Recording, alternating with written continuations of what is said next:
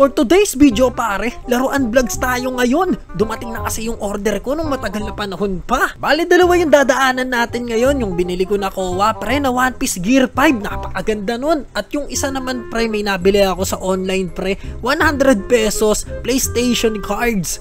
At itong hawak ko na laruan na to pare, bibigay ko to sa bata na unang-unang makikita ko na masasalubong ko rito sa daan. Maganda tong laruan na to, wooden skateboard, at may mga kasama na rin siyang rampahan tsaka iba't ibang mga accessories. Kaya sa batang masasalubong natin, ang swerte.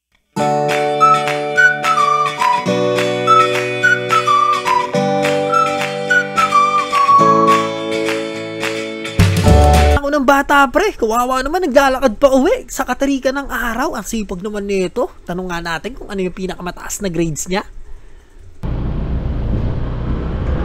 Moy, pauwi ka na? Kilala mo ako? Apo. Sino ako? Let's go. Doon ka. Nag-aaral ka ba mabuti? Apo. Anong grade mo? Last grading? Last exam? Last exam?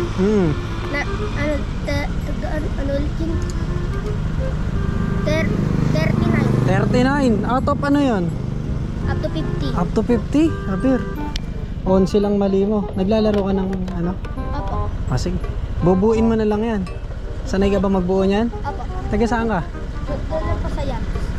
Sige. Ingat ka. Aral ka pa mabuti Yeah, bye-bye. Yan, ganyan dapat nag-aaral ng mabuti. Akalain nyo, di ba? Nag-aaral ka na ng mabuti, may dumating pang blessing sa'yo. Baka ikaw, mag-aaral ka rin ng mabuti Baka sa susunod, ikaw naman yung mabigyan, pare. At huwag nyo na rin kalimutan yung like ng video na to para mas marami pa tayong mabigyan, hindi yung pa isa-isa lang yung nabibigyan natin. Let's go!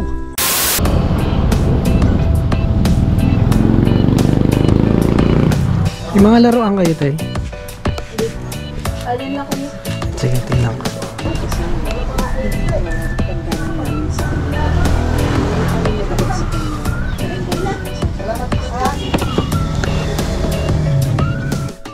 Dumaan nga rin pala ako dito sa may Japan Surplus dito sa amin. Titignan natin baka may laruan na naligaw pare. Ang tagal ko na rin dinadaan dito sa Surplus na to At ayun, nakakita ko rito pre, may Lego. Lego flashlight pre. Siguro ginagamit to pag nagbubuo ka ng Lego, lalo na sa gabi, para makita mo yung mga Lego na binubuo mo. Kapag nakatapos ang isang concert, magkano to te? parang matulong ka rin. Pero ibang-iba ito sa nararamdaman ko. Yon, 100 pesos daw sabi ni ate. Okay, sige, dahil Lego to, bibili natin to pare, kahit 100 pesos pre, pangdagdag sa collection natin. Usang kalaw, nadali na naman tayo ng Japan Surplus kung ano-ano na naman yung nabili natin Yan, nakabili ko ng playing cards pre. Ang kinagandahan dito kaya ako to binili pre, PlayStation to pre, PlayStation 1 playing cards. Hindi ako naglalaro ng baraha pero binili ko to dahil nga siya, special edition PlayStation pre, kaya ako siya binili, pandagdag natin sa collection natin dito. Pero ang kinagandahan nito, ito 100 pesos lang Pag sa online mo to binili sa eBay pre, nasa $9 mahigit pre, nasa almost 500 pesos din yun. At eto, nakabili rin tayo pre, Lego flashlight. Yung box di na mapapakinabangan, tapon na natin yan. So ayan siya, dito nilalagyan ng battery. Anong battery nilalagay dito? Okay, AAA. So subukan natin kung nagana. So balik natin, pero hindi naman siya ganun kalakas pala Pero okay na yan, nabili na natin Papalitan ko ng LED loob nito. Maliit lang yung bombilya Parang yung bombilya sa mga laruan dati. Ito maganda. Yan, 80 pesos. Nakabili ko ng selfie stick. Basta katulad ng mga ginagamit ko rito. Pero ang kinagandahan kasi nito pre, pure metal siya, mabigat. Tsaka pang heavy duty pre. Panggamit natin sa vlog natin. Yan, ang ganda So pag binuksan mo yan, may stand pa yan na kasama. At yung stand dyan pre, heavy duty rin, bakal. Hindi agad tutumba yung natin dito, camera natin dito. Pwede pang pagpatungan to ng DSLR natin to dito Kasi matibay siya Hindi basta-basta tumutumba. At para sa main event ng ating binili para ngayong araw pare, eto yung King of Artists. Bagong labas lang to pre. Actually matagal ko na to na order pre, mga 2 months ago. At ngayon lang siya dumating yan. King of Artists Luffy Gear 5 na ano ba tawag dito, naka upside down. Ang ingay ni Tupac.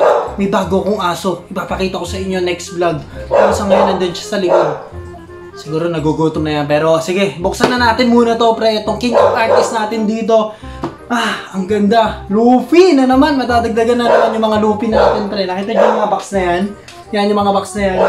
Karamihan dyan, puro One Piece na Luffy pare. At may dumagdag na bago. Okay, let's go!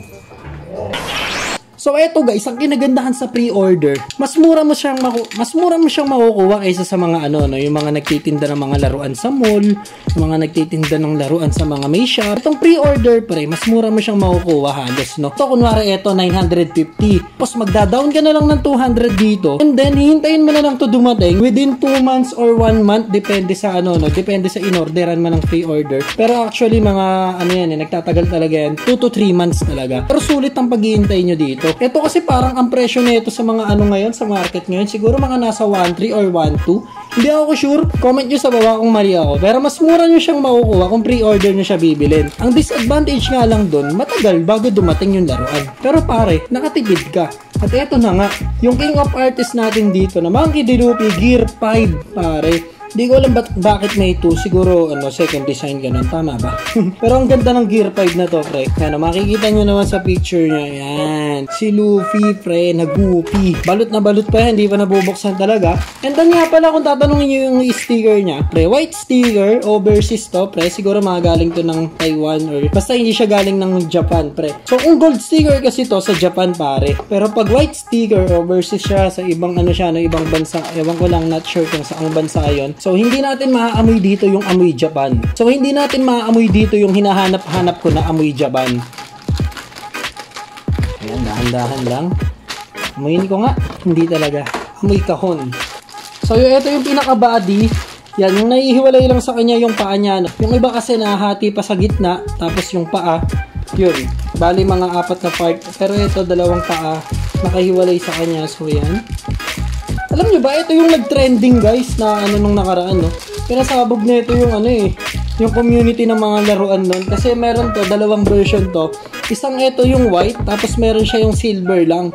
Yung silver na yun, pre, biglang pumutok, tumaas yung value niya, pare. 20 to 30,000 ata ang isa, kung di ako nagkakamali. Basta tumaas yung value niya, kaya nagkagulo, pre, no?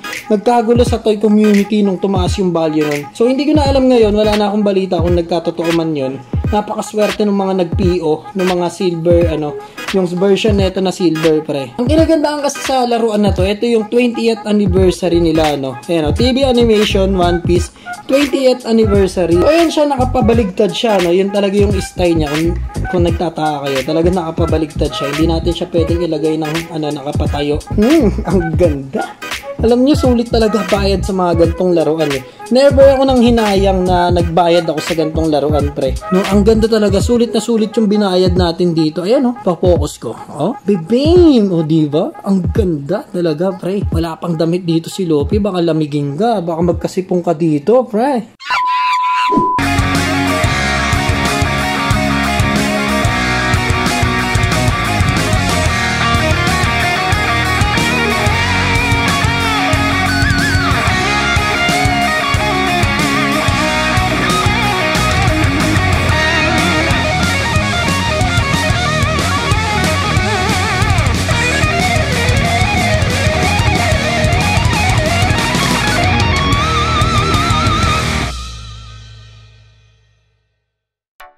So yun lang mga pre, para sa video natin na to, itong ating Luffy na Kowa, pare, King of Artists Luffy Gear 5 at yung mga na-score natin sa Japan Surplus kanina. Pre. Sulit nga ba yung nabili natin ngayong araw? Comment nyo dyan sa baba at babasahin ko lahat yan. So maraming salamat sa inyo. Let's go! Bye-bye! Kung ano-ano na lang binibili mo. Naipon mo na yung laruan mo sa bahay. Hindi mo naman nilalaro. Iniipon mo lang sa box. Puro ka natambak ng laruan sa bahay. Ano bang ginagawa mo sa buhay? Ang laruan, nilalaro yan. Nilalabas sa box. Ano bang silbi ng laruan mo kung hindi mo naman lalaruin? Huwag kang manghinayang. Laruin mo ang laruan na para sa'yo. Paano mo pa mai-enjoy ang laruan mo kung i-display mo lang sa loob ng kahon? Kaya nga tinawag na laruan para laruin. Hindi para itago lang sa kahon at tambak mo sa inyo. Paano mo naman may enjoy yung binili mo, lalo na kung mahal, kung hindi mo hahawakan? Tsaka paano mo ma-appreciate yung binili mo kung hindi mo lalaruin katulad nito? Kaya kung collector ka at napapanood mo ko, it's time para laruin mo yung mga laruan mong nakatago sa box. Yung mga box, sunugin nyo na lahat yan.